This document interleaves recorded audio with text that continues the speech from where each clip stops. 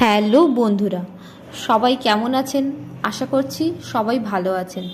তো আমি আবার নিয়ে চলে এলাম একটি নতুন ভিডিও। আর আজকে আমরা যাচ্ছি জকপুরের মা মনসা মন্দিরে। তো অনেকে হয়তো এটা মাথপুরের মনসা মন্দির নামেও চিনে থাকবেন, কারণ এই মন্দিরটি জকপুর এবং মাথপুরের মাঝামাঝি অবস্থিত। তো চলুন ভিডিওটা আমরা এখান থেকে শুরু করছি। আর আজকের ওয়েদারটা খুবই বাজে, বাইরে বৃষ্টি হচ্ছে। আমাদের আরও তাড়াতাড়ি বেরোনোর কথা ছিল, কিন্তু এই বৃষ্টির ওয়েদারের জন্য আমাদের বেরোতেও একটু লেট হয়ে গেছে। প্রথমে আমরা শালিমার স্টেশন থেকে ট্রেন ধরে খড়গপুরে যাব। আবার খড়গপুর স্টেশনে নেমে ওখান থেকে যে হাওড়ার লোকালগুলি আসছে, তো ওই ট্রেনগুলি ধরে আমরা জকপুরে এসে নামবো, কারণ জকপুরে কোনো এক্সপ্রেস ট্রেন দাঁড়ায় না। ফাইনালি আমরা শালিমার স্টেশনে পৌঁছে গেছি। আর এই যে দেখতে পাচ্ছেন ট্রেন দাঁড়িয়ে আছে, এটি হলো ধৌলি এক্সপ্রেস। এটাতে করেই আমরা যাব খড়গপুর স্টেশন পর্যন্ত। আমাদের ট্রেনও ছেড়ে দিয়েছে একদম রাইট টাইমে, যার টাইম হচ্ছে 9:15। তো 9:15তেই একদম আমাদের ট্রেন ছেড়েছে। 12821 up Shalimar Puri Dhauli Superfast Express will depart at its scheduled. তো কথা বলতে বলতে আমরা পৌঁছে গেলাম কোলাঘাটে। আর এটি হচ্ছে কোলাঘাট ব্রিজ। কি দারুণ দেখতে লাগছে বাইরেটা, একবার শুধু দেখুন। আর এটি হলো সেই রূপনারায়ণ নদী।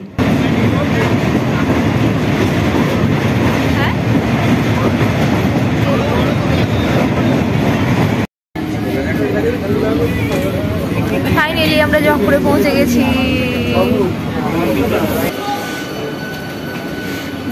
জকপুরে আমাদের নামিয়ে দিয়ে ট্রেনটা আবার ছেড়ে চলে গেল হাওড়ার উদ্দেশ্যে। চলো এবার আমরা জকপুরের মন্দিরে যাই। এই হচ্ছে জকপুর স্টেশন, আর এই হচ্ছে তার ওভারব্রিজ। এই যে ওভারব্রিজ, আমরা এখন ওভারব্রিজে উঠে ওই পারে যাব। আর জকপুর স্টেশনে নেমে একটু দুপা হাঁটলেই দেখতে পাবেন এরকম সব টোটো দাঁড়িয়ে আছে। আর এই টোটোগুলোতেই আপনারা উঠবেন এবং এখানে বলবেন যে জকপুর মন্দির যাব, তো ওরা এখান থেকে আপনাদেরকে নিয়ে যাবে স্টেশনের কাছ থেকেই। আর ভাড়া নেবে 20 টাকা করে। এই যে আমরা প্রায় চলেই এসেছি মনসা মন্দিরের কাছাকাছি।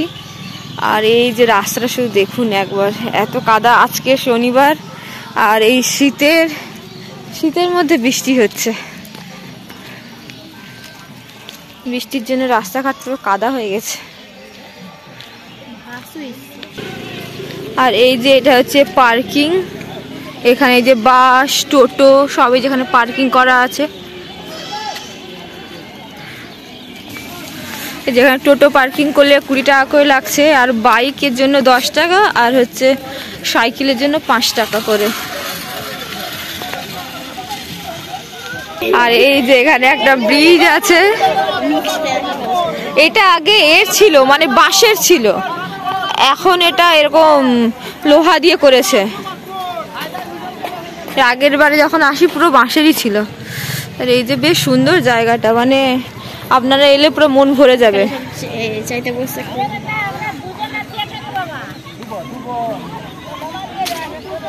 রাস্তাঘাট পুরো কাদা হয়ে গেছে, বৃষ্টি হয়েছে, কাল থেকে বৃষ্টি হচ্ছে। এই যে অনেকে বসে আছেন, গরিব মানুষেরা। এই যে এখানে সব খাবারের দোকান, সবজির দোকান, সব রকম দোকান বসছে।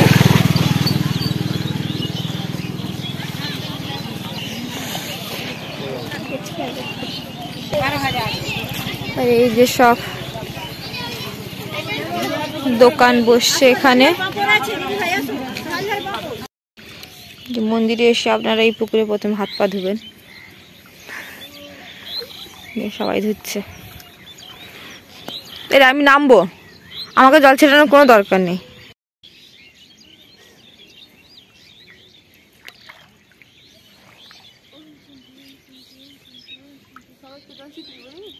না, বড় কাছারি পুকুরটা ছোট।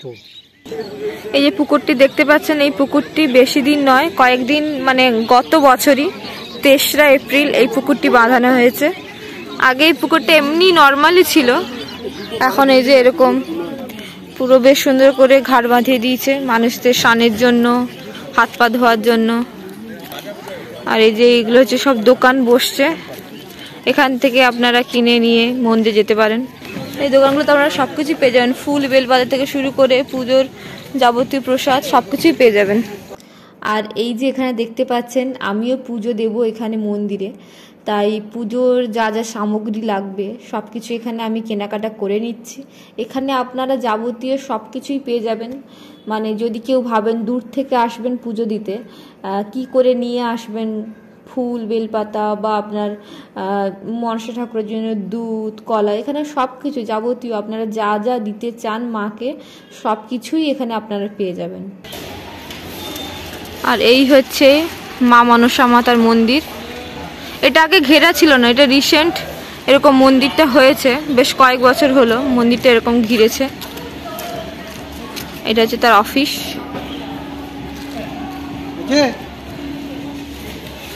ওই যে দেখুন দূরে ট্রেন যাচ্ছে। চলুন আমরা সবাই মিলে এবারে ভেতরে যাই এবং মাকে পুজো দিয়ে আসি। আর এই যে মন্দিরের ভেতরে জায়গাটা হচ্ছে এরকম, আর এখানে দেখুন কত ঠাকুর রাখা আছে। অনেকে এখানে ঠাকুর এরকম দান করেন। তারপরে এই যে বড় মূর্তিটা দেখতে পাচ্ছেন, এই ঠাকুরটিও গত বছর একজন দান করেছেন। এখানে ঠাকুরের সব অনেকের অনেক মানসিক থাকে, এখানে এই যে লোকে সব বেঁধে দিয়ে গেছে যাদের যা মানসিক আছে। অনেকে এখানে ঠাকুর দানও করেছে, অনেক মনসা ঠাকুর দান করেছে। এখানে যখন মেলা হয় তখন তো দেখার মতো মেলা হয়। এই যে এখানেও সব বাধা আছে মানসিক যারা করেছেন। হ্যাঁ,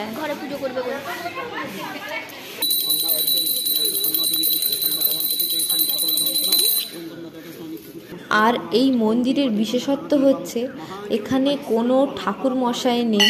মানে অন্যান্য মন্দিরে যেমন ঠাকুর মশাই পুজো করেন, তো এখানে কোনো ঠাকুর মশাই আপনারা দেখতে পাবেন না। এখানে নিজেদেরকেই পুজো দিতে হবে। দেখুন আমিও এখানে নিজেই পুজো দিচ্ছি। এখানে যে যার মতো করে সে তার পুজো দেয়, যে যেমন পারে সেরকম করেই পুজো দেয়।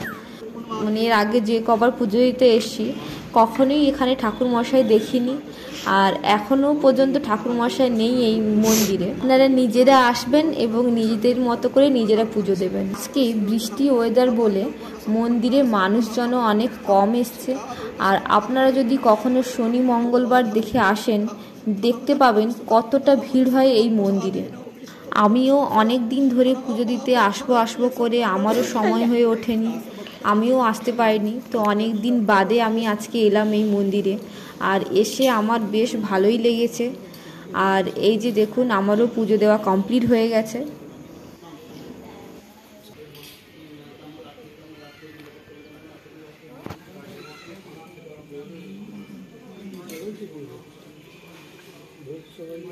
ফাইনালি আমাদের পুজো দেওয়া কমপ্লিট। অনেকদিন ধরে আসবো করছিলাম ঠাকুর মন্দিরে, আসা হয়ে ওঠেনি, তো অনেকদিন বাদে সেই আশাটা পূর্ণ হয়েছে। তো পুজো দেওয়া হয়ে গেল, তো এবার আমরা বাড়ির দিকে রওনা দেবো। সুলভ শৌচালয়ও আছে মহিলা পুরুষ সবার জন্যই। আর এই সাইডটাতে আছে খাওয়ার দোকান, কিন্তু আসলে আমাদের আসতেও একটা লেট হয়ে গেছে, তাই জন্য দোকানপাট সব প্রায় বন্ধই। এখানে সব নিরামিষ খাবার পাওয়া যায়, কত দোকান। এই সাইডটা পুরো খাবারেরই দোকান।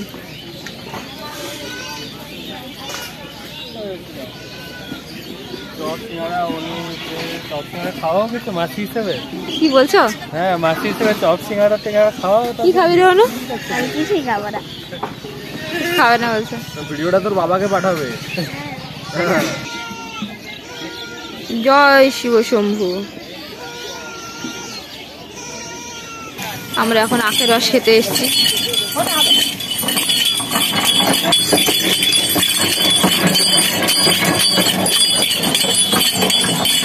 আমরা এখন এসেছি আখের রসের দোকানে আখের রস খেতে। এগুলা 20 টাকা করে। এটা হচ্ছে লেবু ছাড়া। হ্যাঁ, এটা লেবু ছাড়া, এগুলো হচ্ছে 20 টাকা করে গ্লাস। লেবু নিয়ে তো লেবু ছাড়া না লেবু দিয়ে? লেবু দিয়ে। তো আজকের মতো এতটাই, দেখা হবে আবার নতুন কোনো ব্লগ নিয়ে। আজকের মতো টাটা টাটা।